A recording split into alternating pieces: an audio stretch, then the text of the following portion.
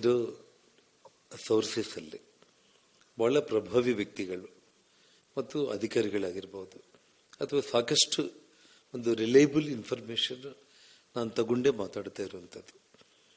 ಹಾಗಾಗಿ ಇವತ್ತೇನು ಒಂದು ಉನ್ನತ ಮಟ್ಟದ ತನಿಖೆ ಪ್ರಾರಂಭ ಆದರೆ ಖಂಡಿತವಾಗ್ಲೂ ಕೂಡ ನಾನು ಮಾಧ್ಯಮಗಳ ಮೂಲಕ ಆ ಸಾಕ್ಷ್ಯಗಳನ್ನ ಹೇಳೋದಕ್ಕೆ ತೊಂದರೆ ಆಗುತ್ತೆ. ಖಂಡಿತವಾಗ್ಲೂ ಕೂಡ ಒಂದು ಉನ್ನತ ಮಟ್ಟದ ತನಿಖೆ ಆದರೆ ಎಲ್ಲ ವಿಷಯಗಳನ್ನ ಕೂಡ ನಾನು ತಿಳಿಸ್ತೀನಿ.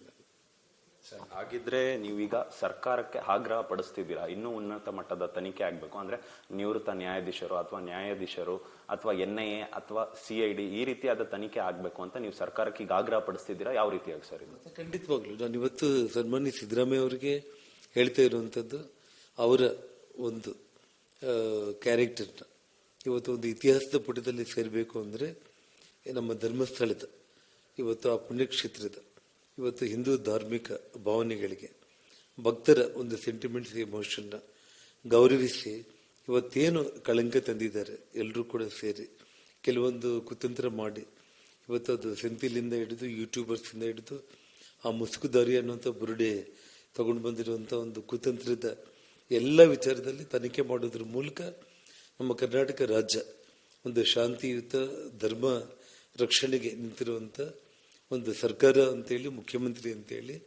ಮುಖ್ಯಮಂತ್ರಿಗಳು ಸಿದ್ದರಾಮಯ್ಯ ಅವರು ಅವರನ್ನು ಪ್ರೂವ್ ಮಾಡ್ಕೊಳ್ಳೋದಕ್ಕೆ ಇದಕ್ಕಿಂತ ಒಳ್ಳೆಯ ಅವಕಾಶ ಇನ್ನೊಂದಿಲ್ಲ.